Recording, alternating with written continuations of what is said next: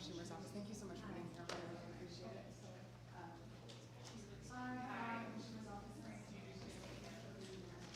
Hi.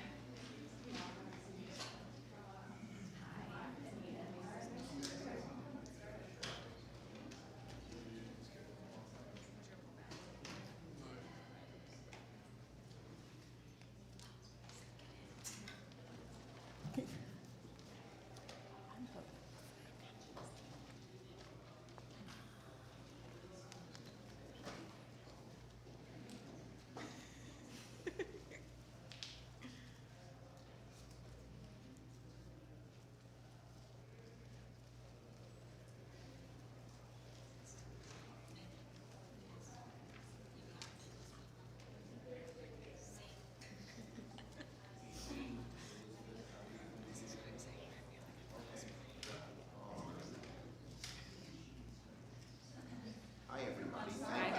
Thank you, content creators. CCs. Anita, how do you do? Nice to meet you. What's your Good. Heather. Heather, nice to meet you. Hi, I'm Fran. Fran. Oh, My Fran. sister. Oh, We're like friends. Tina. Hi. Nice to meet you. Nice to Thank meet you. you. Hi, Anita. Nice to meet Thank you. you all for being here. Thank you. I'll hand it to you. Okay. Okay, thank you. And we expect both Senator Warren, who is going to lead this off, but she's a little delayed, and Senator Booker in a little while. But thank you all for being here today. Many of you are. We thank the healthcare providers for joining us. It's so important because these folks know better than anybody else about what skyrocketing health care costs mean to millions of Americans. Let's put it succinctly. Because of these vicious, drastic cutbacks, millions will lose their health care altogether. Tens of millions will pay thousands and tens of thousands more for health care. And 51,000 people will die in the next year because they won't have health care. Donald Trump and his Republicans, who want to use this money, use the money from health care, which Americans have always prized and treasured, to pay for tax cuts for billionaires. That's why they're so adamant. The billionaires have a stranglehold over the Trump administration and over the Republicans in the Senate and the House. These are not just numbers on a chart. I don't know if we have, no, we don't have a chart here. But these are not just numbers on any chart. They're real. This Friday, as window shopping occurs, window shopping starts today, tens of millions of American families are going to gather around the kitchen table and say, what are we going to do? We can't afford an extra $10,000 or $20,000 a year. But we can't go without health care. What if our kid or our partner gets sick and there's no doctor? Or what if we have to cut back so badly on our health care that we have to go to a doctor 100 miles away or a hospital 200 miles away? What are we going to do? This is not just an ordinary conversation people will have. This is just frightening, devastating. It's like you'll walk around with, if people who experience this will walk around with a hole in the pit of their stomachs and say, what are we going to do? And today, we're only 3 days from open enrollment, as you know. Window shopping starts today. People are, for the first time, logging in to see what they're going to pay. And it's going to be devastating. Let me just give you a few little examples. We have them for every... Monica, we have numbers for everybody on the states? We've got 31 states today. Okay, we'll get you that information. In Florida, a 55-year-old couple making $80,000 a year could be looking at a nearly $4,000 a month health care bill, a $50,000 increase. You're making $80,000 a year. It doesn't mean you're poor. But how are you going to pay $50,000? It's half their salary. I've been hearing from New Yorkers from one end of my state to the other. We obviously have a big urban population with many poor people. We have a large rural population. We have the third largest rural population in America. But from one end of the state to the other, we're hearing how frightened people are, how angry people are, how devastated people are about what is happening. In upstate New York, the average family who used to pay $280 a month is now about to pay $1,700 a month. That's a 500% hike. Corey walked in, but I was going to steal his thunder, but he'll talk about it. Healthcare costs in Jersey are up 175%. And this is true in red states and blue states. In fact, it's even worse in red states because they've been so negligent and so cheap about providing Medicaid to people. And let me just say this. America was regarded as almost a third world country when it came to health care in the 1960s because we didn't have Medicare or Medicaid or ACA. And through a lot of hard work and a lot of public pressure, we achieved Medicare and Medicaid, and then we had ACA. But from the very beginning, the Republican Party has tried to tear all of this down. Most recently, in 2017, when I worked with John McCain, and he did his thumbs down, and their desire to repeal ACA failed by a vote. But they're still at it. And that's what they did in their big, ugly betrayal bill. So the costs are outrageous. Americans are going to be finding this out starting today and over again on Saturday. And Republicans are trying the same failed play that they tried before. Get rid of health care for American people. You're on your own. If you can't afford health care, it's your fault. That's the Republican attitude. It's just horrible, and the American people hate it. 55% of Trump voters want the ACA tax credits extended. 55% of Trump voters, and about 90% of all Americans. So what's Trump doing? He's busy building his ballroom, dancing in Malaysia, sending $40 billion to Argentina, $300 million for his ballroom, $170 million in luxury jets for Kristi Noem. They have money for that and not for health care? It's a disgrace. And the American people know it. We're here. We're not like the House Republicans who went away on a long vacation. House Republicans are being paid and not working, and federal workers are working and not being paid. It's a disgrace.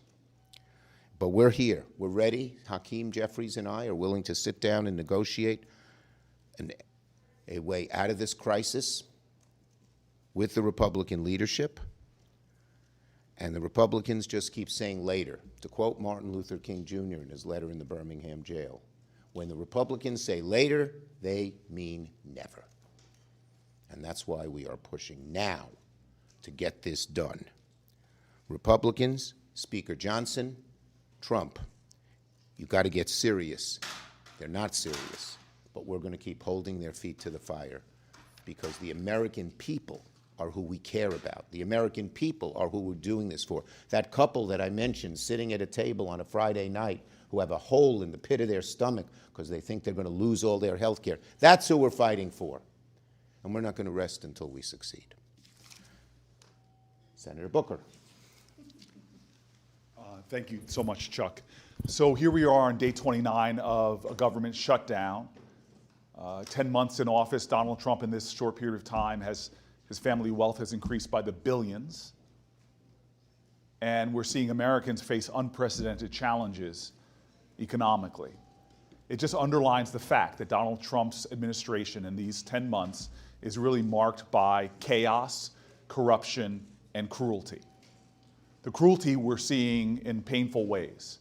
Their big, beautiful bill, so-called, has already taken a battle axe and cut almost $1 billion out of feeding programs for Americans. These are working families who already, because of the skyrocketing costs of rent or their mortgage or energy costs, are already dependent upon programs that are being cut by this administration. It is cruelty that now is being compounded by what we're seeing with the end of the ACA subsidies as people are seeing what that means.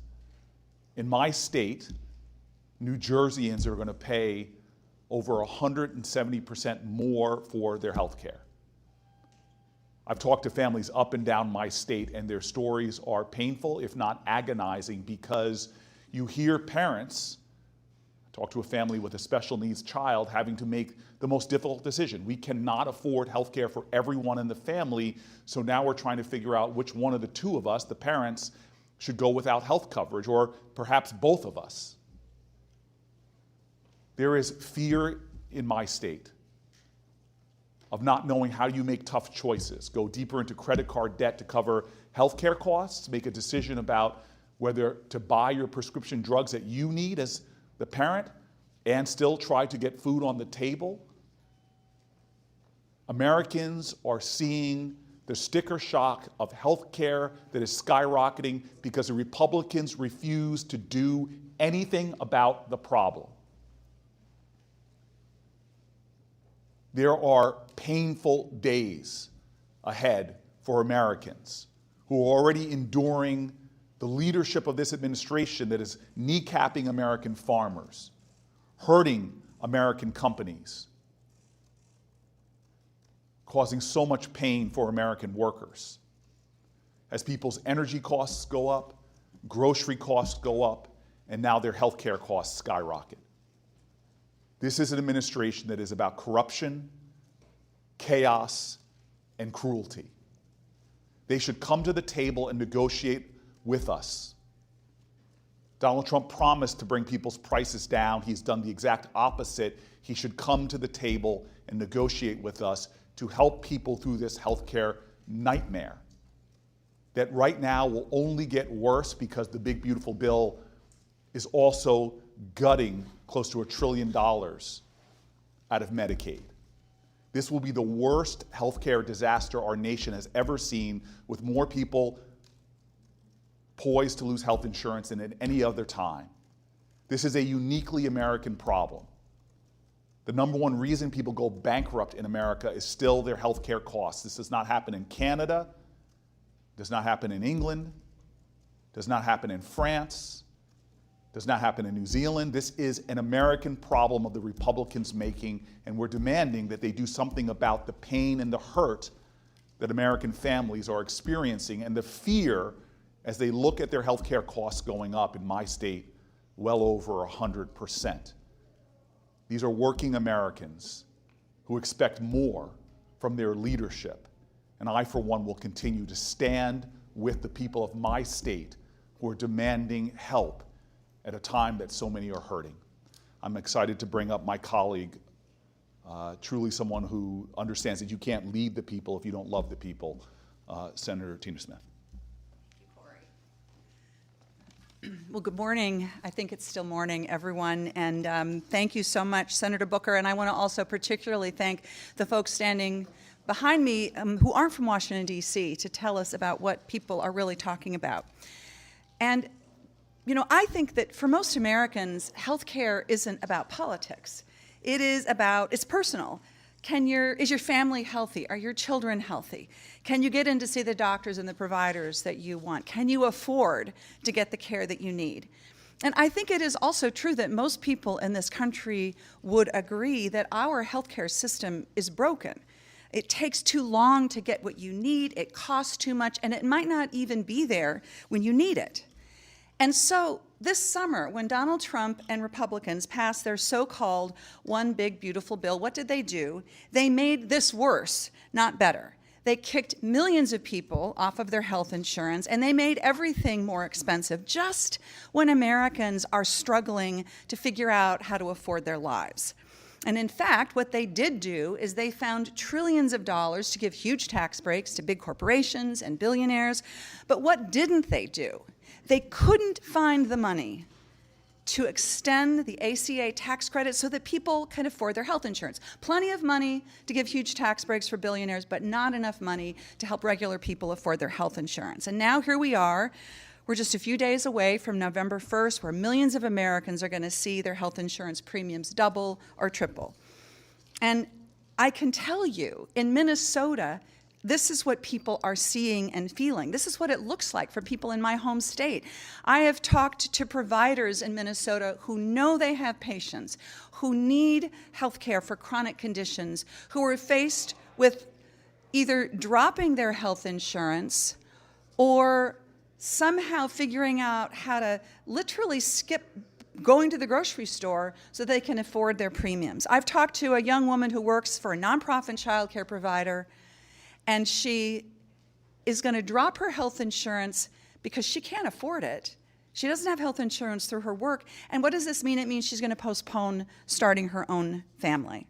We are nearly 30 days into this shutdown, and Republicans and Donald Trump are keeping the federal government shut down rather than working with Democrats to try to figure out how to solve this problem. And I can tell you, Minnesotans are not happy about this. Farmers and ranchers, small businesses who rely on the health insurance exchange to buy their insurance, they are struggling to make a profit right now, and Donald Trump and Republicans are making it worse by raising the cost of their health insurance to levels that they cannot afford.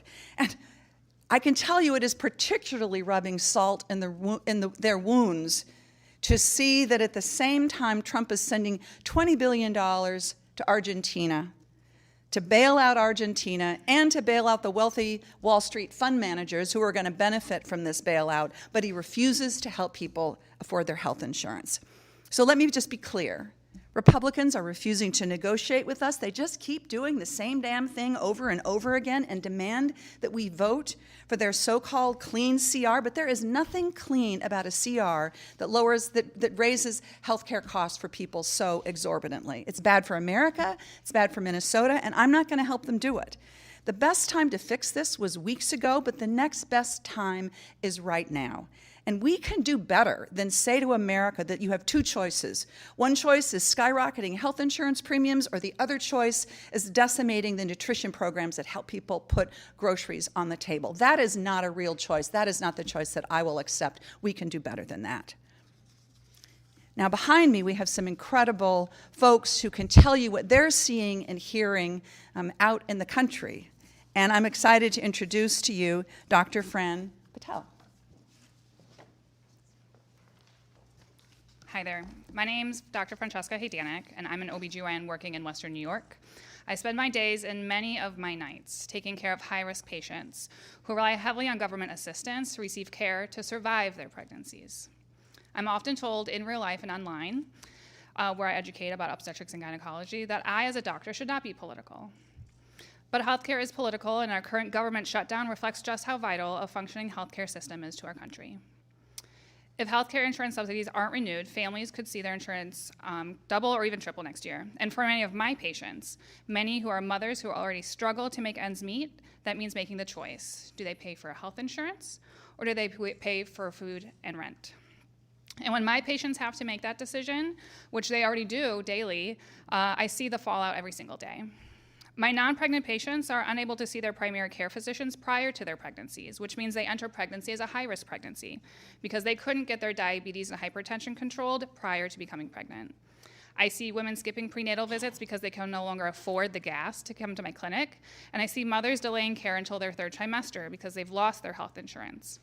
I see patients rationing their insulin, skipping blood pressure checks, or showing up in labor with no records, no labs, no care, and no idea how dangerous that their situation could be. Because in my world, those delays are deadly. When a woman can't afford care, preeclampsia goes undiagnosed. I, as an OBGYN, have seen what an eclamptic seizure and subsequent stroke can do to the brain. Gestational diabetes goes unmanaged, and I, as an OBGYN, have to be that person who manages a shoulder dystocia for a 10.5-pound baby whose mother wasn't able to afford her insulin. And a baby who could have been saved isn't there when I put the Doppler on her abdomen. I've had to be the doctor who had to deliver a baby who should have been born alive, but was born still. These are the continued and worsening realities of my future if my patients can't afford health care. I practice in both a high-volume urban hospital serving a high Medicaid population and in a small rural hospital. I see how the lack of care in both of these areas affect outcomes for my patients, and it's only going to worsen if healthcare premiums continue to skyrocket and rural hospitals shut down. We're not just fighting for better outcomes for our patients, we're fighting to keep our doors open. When premiums rise and patients lose insurance, our labor units fill with patients who are sicker and who don't have insurance, and that financial strain is unbearable. Once a maternity ward closes, it almost never reopens. So yes, this shutdown is political, and so is healthcare, but the consequences of the lack of healthcare are deeply personal. Every mother deserves to walk into a delivery room without fear of losing everything, her home, her health insurance coverage, or her life, just because she dared to have a baby in America. We need to extend the subsidies that make care affordable. We need to protect maternal health programs to keep our patients alive, because when we fail our mothers, we fail our families. I became an OBGYN to deliver healthy babies. I never imagined I'd have to stand here pleading for my patients' ability to afford the care that keeps them alive. Thank you. Next is going to be Dr. Anita Patel. Tough act to follow. Good morning. My name is Anita Patel. I am an associate professor